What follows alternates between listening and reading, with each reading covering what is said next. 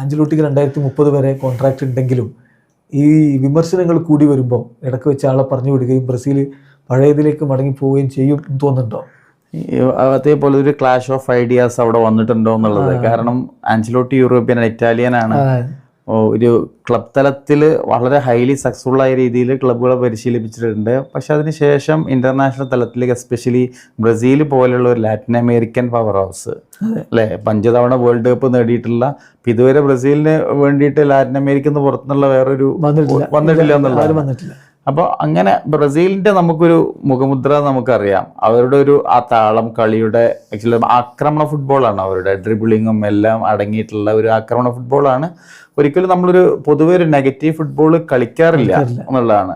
അവരുടെ ആകെ ഒരു വിഷയം എന്ന് പറയുന്നത് ഇങ്ങനെ ഈ ഒരു വൾണറബിൾ ഇങ്ങനെയുള്ള ചില കേസുകളിൽ നിന്ന് പാനിക് ആകും എന്നുള്ളതാണ്. ഇപ്പൊ ഒന്ന് ഗോൾ വഴങ്ങിയിട്ടുണ്ടെങ്കിലൊക്കെ എന്ന് പറയുന്നത് തിരിച്ചടിക്കാൻ അതെനിക്ക് തോന്നുന്നു അവരുടെ ഒരു ആത്മാർത്ഥമായിട്ടുള്ള ശ്രമം പലപ്പോഴും ഉണ്ടാകുന്നത് കൊണ്ടാണ്, ഹൃദയം കൊണ്ട് കളിക്കുന്നതോടുള്ള ഒരു വിഷയമാണ്. പക്ഷേ ഇന്ന് എന്താണ് സംഭവിച്ചതെന്ന് എത്ര ആലോചിച്ചിട്ടും പിടുത്തം കിട്ടില്ല എന്നുള്ളതാണ്. ഇപ്പൊ ഈ ഒരു ഐഡിയ ഓൾസോ ആഞ്ചലോട്ടിയുടെ ഐഡിയാസ് എന്ന് പറയുന്ന ഒരു പക്ഷേ യൂറോപ്യൻ ഫുട്ബോളുമായി ബന്ധപ്പെട്ട് ഒരുപാട് സ്വാധീനിച്ചിട്ടുണ്ടാവും.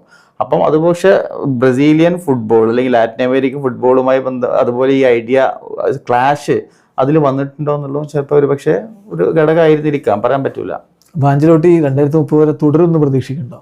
അതിപ്പോ കോൺട്രാക്ട് ഉണ്ട്, ഇപ്പൊ രാജി വെക്കുന്നില്ല എന്നാണ് പറഞ്ഞിട്ടുള്ളത്. പക്ഷെ ആഞ്ചലോട്ടിക്ക് ഒരുപാട് കാര്യങ്ങൾ ചെയ്യാൻ പറ്റും. ഇപ്പോ കൂടുതൽ സമയം ബ്രസീലുമായിട്ട് കൂടുതൽ സമയം കിട്ടിയെന്ന് നമുക്ക് പറയാൻ പറ്റില്ല. ഒരു ടീമിനെ രൂപപ്പെടുത്താൻ അല്ലെങ്കിൽ പൂർണ്ണാർത്ഥത്തിൽ രൂപപ്പെടുത്തുക എന്ന് പറയുന്നത് ഒരുപാട് സമയം എടുക്കും എന്നുള്ളതാണ്. അപ്പോൾ അതിന് ഒരു പക്ഷേ എന്താ പറയാ, കുറച്ച് സമയം കൊടുക്കാൻ സാധ്യത ഉണ്ടെന്നുള്ള. തീർച്ചയായിട്ടും നല്ല വിമർശനങ്ങൾ കോണുകളിൽ നിന്ന് വരുന്നുണ്ട്. പല കോണുകളിൽ നിന്നും ആഞ്ചലോട്ടി അതിനെ അതിജീവിക്കുമെന്ന് തന്നെ കരുതാം. ബ്രസീൽ ഫുട്ബോൾ ടീമിനൊരു ഐഡന്റിറ്റി ഇനി റീബിൽഡ് ചെയ്ത് എടുക്കേണ്ടതുണ്ട്.